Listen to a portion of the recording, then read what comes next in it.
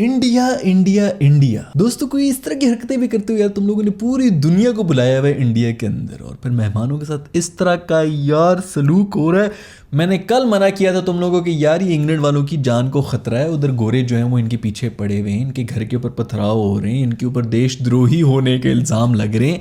खुदा के लिए इनको जीतने दो, तुम लोग वैसे ही जा रहे हो यार, आगे सेमीफाइनल में जा रहे थे फिर भी इंडिया ने कहा ना बाबा ना। अभी भी रोहित शर्मा जो है मैच के बाद कह रहा है कि हमको 30-40-50 रन जो है वो शॉर्ट थे। भाई तुमने कितने रन से हराना था इनको, क्या इनिंग से हराना था इन मासूमों को ओडीआई के अंदर। So beautiful, so elegant, just looking like a wow wow wow. और सबसे जो बड़ा वाओ है ना, अभी तो सब बातें कर रहे हैं, शामी की बातें करेंगे, भुमरे की बातें करेंगे, यादव की बातें करेंगे, लेकिन जो असल बंदा है ना जिसने पूरा मैच बनाया था वो था मेरा दोस्त कोच रोहित शर्मा, जो इसने इनिंग्स खेली है इस पिच के ऊपर। खुदा की कसम ये 150 रन की पिच थी जिसके ऊपर वो 80-90 मार के गए, ऊपर सेंचुरी मार के जा रहा था, स्ट्राइक रेट भी ऐसी रखी हुई थी। ये क्या बंदा है भाई, तू क्या खाता है? इमामुल हक को बता दे भाई, वो कह रहा होता है कि हम जब तक प्रोटीन नहीं खाएंगे हम छक्का नहीं मार सकते। वो अगला जो दाल चावल खा रहा है पिछले पता नहीं कोई 35 सालों से, और छक्के देखो कैसे पेल रहा होता है ऐसी पिच के ऊपर जिस तरह की उसने इनिंग्स खेली है मेरे दोस्त। जस्ट लुकिंग लाइक अ वाव। किसी के मुंह के ऊपर जूता पड़ा है तो वो है बामी आमी, जो इंग्लैंड की आर्मी है। उन्होंने मेरा ख्याल में कोहली आउट हुआ था 0 के ऊपर, तो उसकी डक वाली तस्वीर जो है वो लगा के कर दी थी कि पता नहीं मॉर्निंग वॉक पे निकला हुआ हूँ मैं बतख बन के। आगे से मासूमों की 2 डक के ऊपर आउट हुए हैं, एक रूट और दूसरा बेन स्टोक्स। और क्या ये कोई बेन स्टोक्स मोमेंट था भाई, इंडिया वालों ने भी फिर उनकी मीम्स बना के खूब उसको वायरल किया है यार। ऐसे एक बड़ा जबरदस्त किस्म का जूता पड़ा है इंग्लैंड वालों के मुंह पर। मेरी वीडियो निकालो आज से 2-3 महीने पहले, जब बुमराह मेरा ख्याल में इंजरी से वापस आने की खबरें हुई थी और हमारे किसी प्लेयर ने कहा था कि हम भी शाहीन वगैरह को खेलते। मैंने उसे कहा था बेटा बड़ी बात ना करना, भूमि का तुम लोगों को नहीं पता कि वो क्या बॉलर है, और उसने बता दिया भाई कि क्या बॉलर है। इन कंडीशंस के अंदर हम लोग हमेशा कहते रहे कि इंडिया की बैटिंग होती है, भाई इंडिया की बॉलिंग इस वक्त जो वो सबसे बड़ी टीम बनी हुई है, सबसे जो रूथलेस टीम बनी हुई है अपनी बॉलिंग की वजह से बनी हुई है। बेचारे जितने भी बैटर्स आते हैं पहले तो बुमरे से वो डील करेंगे, उसके बाद सिराज तो वैसे ही विकेटें 5-5 लेके जा रहा है, उसके बाद शामी आ जाता है, और जब इन सब से कोई बच जाए तो जो पीछे बच्चा कुछ सलाद बच्चा होता है वो यादव आके चबा के चला जाता है यार। मतलब ये कोई बॉलिंग हुई भी, ऊपर से जडेजा जो रोबोट का बच्चा भी, तो पांडू है ही नहीं इस टीम के अंदर भाई। लेकिन शामी ने जो बॉलिंग कराई है यार, एक और जबरदस्त स्पेल करा दिया। मुझे सिर्फ उस बंदे का बताओ दोस्तों, सिर्फ उस बंदे का मुझे पता बताओ जिसने कहा था कि ठाकुर को टीम में रखेंगे और इसको बाहर रखेंगे। इस बंदे की जगह मतलब ये कैसे टीम में नहीं रह सकता है यार। ठाकुर को आपने इसकी जगह पे टीम में रख, कितनी बैटिंग करनी है भाई, 11 नंबर तक बैटर लेके जाने। जब 7 आउट हुए वो 8 आउट हुए वो, तो फिर आज भी तो हो गया ना कमाल। वो टेल एंडर से बना ही ले 20-25 रन तो बना ही लेते। खैर इनके टेल एंडर से भाई जो पूरे 50 ओवर्स इस तरह खेले जाते हैं।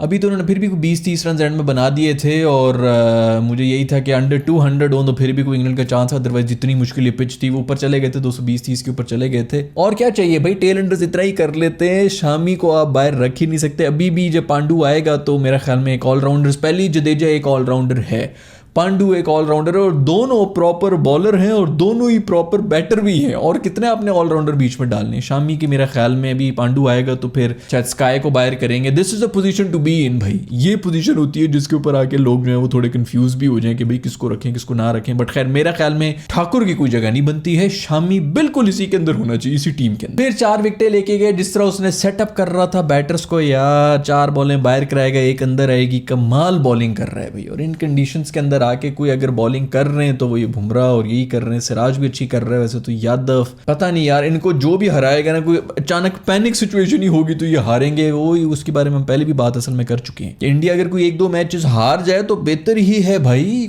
थोड़ा सा वो जो है ना, वो जो अनबीटन की एक स्ट्रीक जारी होती है और सीधा सेमीफाइनल में आप चले जाते हो तो आप डबल प्रेशर होता है कि भाई कहीं हो ही ना जाए। खैर आज हुआ था इसी तरह, शुरू में 2-3 आउट हो गए थे तो पता ये लग रहा था कि ठीक है पैनिक करेंगे। पैनिक किधर भाई, उसने शर्मे ने जो इनिंग्स खेली है, जितने आराम से वो लेके गया, छक्के चौके मार मार के बॉय ने जो है वो अगनों का भुरता बना दिया था। खैर लेजर शो भी हो रहा होता है ग्राउंड के अंदर, कमाल किस्म के लेजर शोज भाई।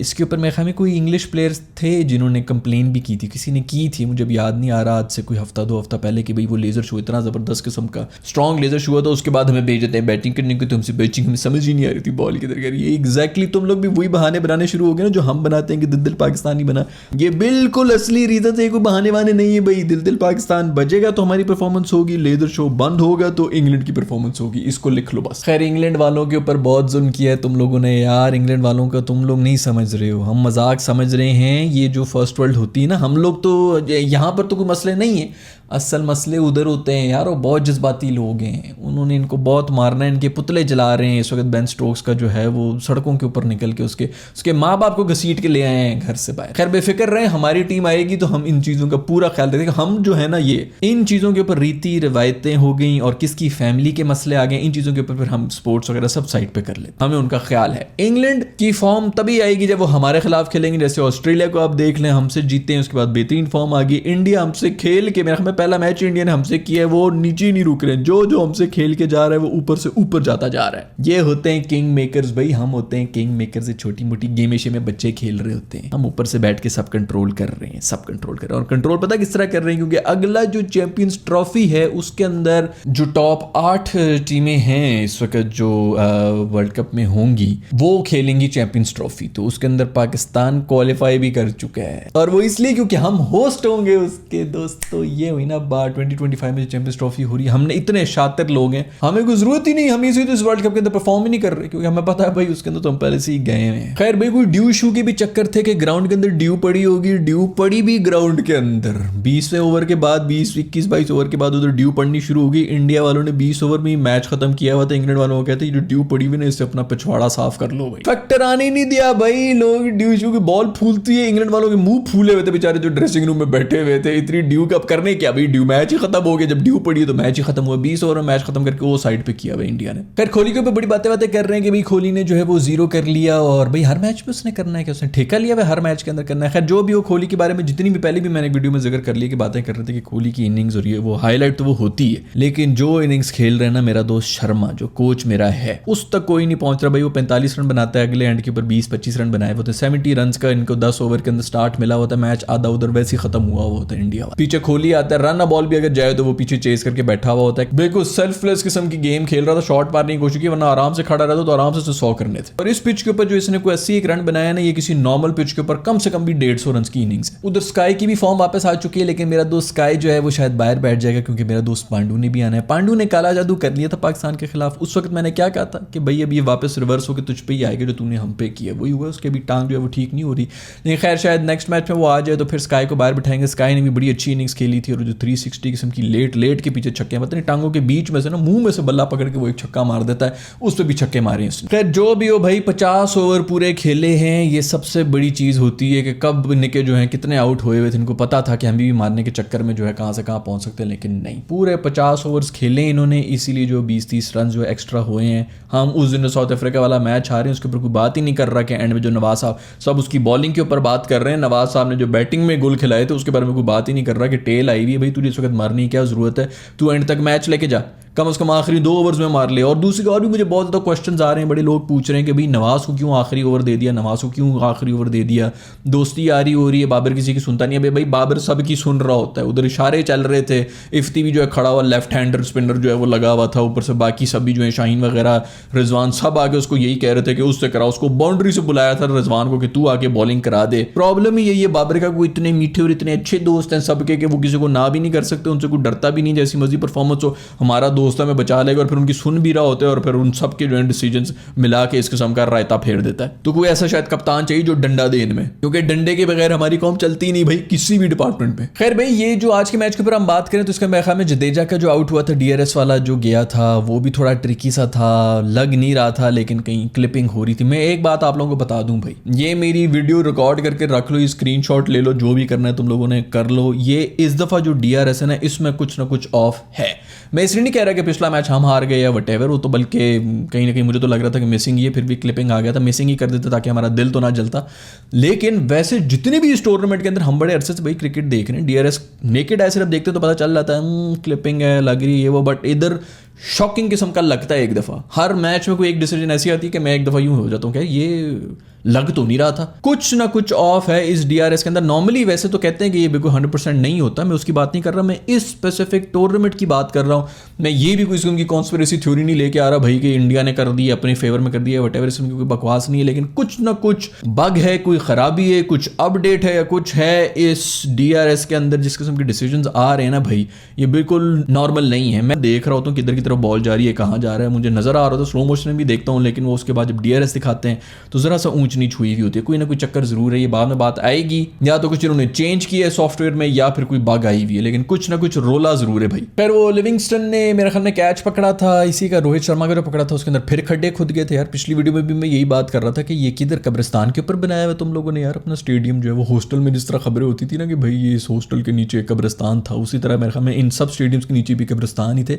बीच में सब तो लोगों की खोपड़ियां और कोई वो CID वाला ना आ जाए कि बीच में आके कि पता लगाओ भाई ये उंगली किसकी पड़ी हुई है इधर से, अजीब अजीब खड्डे खोद के बाहर आ रहे हैं भाई, इसके अंदर कोई बीज चीज डाल दो, इधर क्या कपास उगानी है तुम लोगों ने, इसको कोई काम, इसको सही करो भाई तुम लोग। खैर भाई हमारा भी मैच होने लगा है, हमारा मैच जो होगा उसके अंदर कुछ खबरें ये आ रही है कि हसन अली जो हैं वो फिट हो गए हैं अगले मैच को खेलने के लिए। तो यार ये मैंने हाथ जोड़े में भाई, तुझे किसने कहा कि तू फिट हो जा भाई, अच्छा वाला वो जो शैम्पू बॉय उसने आगे कुछ तो तेज तेज कत्ती से बॉल करा के तो हमें कुछ फिर भी खुश करा दी, तो तू फिट हो रहा। खैर मैं सोच रहा था कि अगर ये फिट हो ही गया तो रूफी को बाहर बिठाओ भाई और इसको खिला दो, क्योंकि रूफी साहब तो सिर्फ बैल की तरह की तेज गति निकाल रहे हैं और कुछ भी नहीं निकल रहा उनसे, ना लाइन है ना लेंथ है ना कुछ और वेरिएशन हो रही, तो बस तेज गति के ऊपर जोर पड़ रहा है। हर ओवर की शुरुआत ही जो है वो 4-4 चौकों से कर रहा होता, पूरी बॉडी लैंग्वेज टीम की जो है गिर जाती कि बस मैच तो ओवर हो गया। खैर आज की वीडियो में इतना ही दोस्तों, और इंडिया को बहुत बहुत मुबारक हो, एक और 1 साइडेड मैच जीत के हो भाई, टोटल डोमिनेशन कर रहा है इंडिया और इस तरह नहीं करना चाहिए था। इंग्लैंड वाले गरीब लोग जो है ना, ये सिर्फ ढकोसले हैं, ये पाउंड शाउंड और ये वो ब्रांड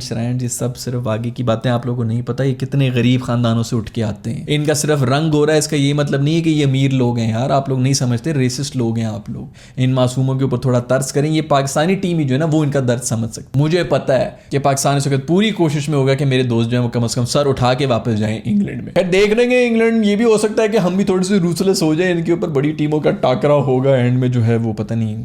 मज़ा तो आया कि उसका भी कोई रिजल्ट का फ़ायदा हो रहा हो, आखिरी मैच है बिल्कुल ही टूर्नामेंट का, लेकिन मज़ा तो आया कि उसके भी रिजल्ट से कुछ फ़र्क पड़ता हो। उस वक्त हम फिर हाथ जोड़ के बैठे होंगे इंग्लैंड वालों को, यार तुम लोग तो जा रहे हो, वैसे तुम लोगों को फ़ायदा नहीं, कम से कम हम ही 2 पॉइंट्स दे जो, और कोई नेट रन रेट के ऊपर भी शायद बात आ जाए। जो मैं मेरा ख्याल में टूर्नामेंट शुरू भी नहीं होता तब से कह रहा था कि पहले 2 मैचेस जो हैं वो क्वालिफायर्स के साथ हैं, उसके ऊपर सिर्फ नेट रन रेट को ही अपने बेहतर करना है। ये तो शुक्र है कि हम उनसे किसी तरह मर मर के जीत गए थे, जो हमारे पास पॉइंट पड़े हुए 4 पॉइंट, जिनके ऊपर हम अभी तक जो है सांप कोबरे की तरह बैठे हुए कि हमें किसी को नहीं देंगे, किसी को नहीं देंगे, उसी की वजह से हल्की फुल्की कोई होप्स बन रही होती हैं। अभी भी होप्स हैं भाई, जरा चेक कर लो कि कितना हमारे लिए रास्ते जो है वो खुलते रहे। हमने भी कसम खाई हुई थी कि हमने भी नहीं जाना उस रास्ते के ऊपर। खैर मैं मिलूंगा आप लोगों से मेरा ख्याल में कल या परसों मिलूंगा, जो भी मैच होगा उसके बाद। हाँ पाकिस्तान का मैच है अभी बांग्लादेश के बाद, तो आपसे बात करनी पड़ेगी। I will see in the next video. हाँ आप लोग लाइक कर लो यार, लाइक करो इस वीडियो को, अगर वीडियो पसंद आई तो लाइक करना तो बनता है ना। और अगर अभी तक आप लोगों ने सब्सक्राइब नहीं किया हुआ तो यहाँ पर पीले रंग का मैं अपनी शक्ल वाला गोलू दे रहा हूँ। इतने लोग देखते हो, मेरे पास सारा डेटा आ रहा होता है भाई, सारा डेटा मेरे पास आ रहा होता है। वीडियोस देख रहे हो तो फिर सब्सक्राइब का बटन नहीं दबाते हो, क्यों भाई? क्या चक्कर क्या है? ये इंडिया से बहुत देख रहे हैं भाई लोग, और सिर्फ ये बस खुन्नास तुम लोगों ने निकालना है कि जी पाकिस्तानी बंदा तो उसको हमने सब्सक्राइब नहीं करना। इस किस्म की छोटी हरकतें करोगे, इस तरह हर्ट करोगे मुझे। कल भूमे ने हर्ट किया है मुझे, आज तुम लोग हर्ट करोगे। खैर सब्सक्राइब का यहाँ पे जो बटन आ रहा होगा पीले रंग का होगा, उसको छू लो और CB आर्मी का हिस्सा बन जाओ। I will see in the next video.